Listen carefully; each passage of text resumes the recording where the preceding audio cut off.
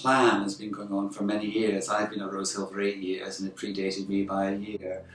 And really, the business point is to diversify income streams. Public funding has been reducing over a number of years for all the reasons that we're familiar with, and accessing funds through trusts and foundations is still very much possible, but there's an increasing amount of competition. The essential business case, the point in the redevelopment, is to diversify income streams, and we're doing that through commercial income. In the new theatre, we'll have a 60-seat restaurant, we'll have a bar that will be open throughout the day. So our primary purpose is to put on great art for everyone, is to work with young people, to allow people that haven't previously been able to access the arts or felt included by arts and culture to feel more and more included. Well, it's to provide facilities that people can access much more easily at a price that more people can afford. It's to have access for all, so there'll be full disability access throughout. The default position, do nothing, and that was not a serious prospect because the building was really deteriorating rapidly, so there was no way in which we could do nothing. We looked at just doing essential works like rewiring, removing asbestos, those sorts of things, but that was going to cost at least £200,000 or £300,000. So then we looked at whether or not we should just do Rosehill Theatre or whether we should do the barn as well, the neighbouring barn, and we came to the conclusion that one went hand in glove with the other. As director, I'm responsible to the Board of Trustees for the successful delivery of the project at Rosehill's end. Andrew Johnson of Johnson & Wright is the lead architect and the project manager, and he's responsible to us for the timely delivery of the project, and that includes the management of Bosselthwaite Construction, who are the builders. He's supported by other professional associates, one of whom is Telford Hart, who's the cost consultants and QS, Bingham Yates, who are the structural engineers, and A&E Rob, who are the mechanical and electrical engineers. Together they form a design team who see through on our behalf, through Andrew to Rosehill, the successful outcome and timely outcome of the work of Bosselthwaite Construction.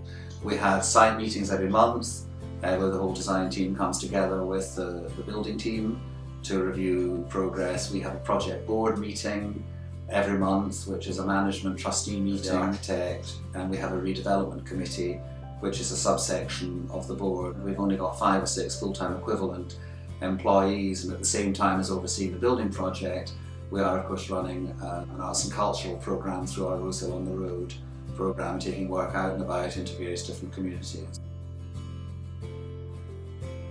The neighbours are important stakeholders, so we've got a care home, elderly care home right beside us, we've got a cottage that's got private people living in it, and we've got a farm that surrounds us. Those 3 organisations and people are obviously key stakeholders with whom we have consulted throughout.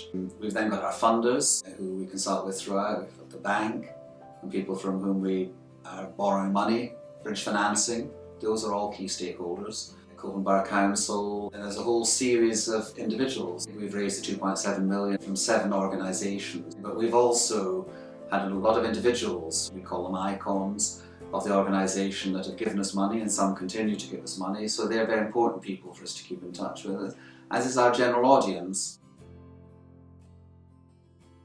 We try to write to people every 3 or 4 months to keep them abreast of what's going on. The press is also a key stakeholder. We send out press releases and we keep them as informed as we can. The programme was produced by extracting the labour resources from the tender build-up and applying them in a logical sequence to the required project duration. Crickleforth was identified as being the largest section of the works with the greatest labour allocation and numbers of trades involved, which would run from commencement to completion of the project. Bottom-up analysis was used to build the plan.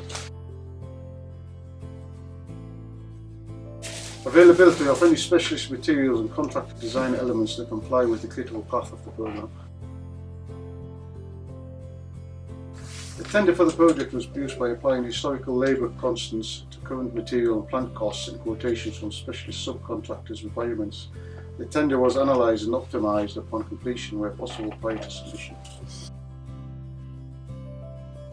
Design aim pages passed from the design team to the main contractor, and we maintain a register and copies of the current issued drawings, details and correspondence. The project quantity surveyor, buyer and contract manager distributes records and all relevant details to the site manager and specialist subcontractors. Upon completion of the project, all documentation is collected from site and head office staff and is achieved at the company head office, where it is held for a period of between 7 and 12 years. At the end of the archive period, it is disposed of by an outsourced document destruction company. Page is captured. If we find a query, we'll send a technical query off on a form, or we'll ask the architect for revised drawings or an AI. The quality of the build is controlled by line management. Standards are set and monitored by the contracts manager or by myself, the site foreman. Engine design has been very small from the very beginning. What we have found is that as we've opened up the building, of course changes had to occur because we found things which we weren't expecting to find. So changes had to be made very quickly because the contractor is on site.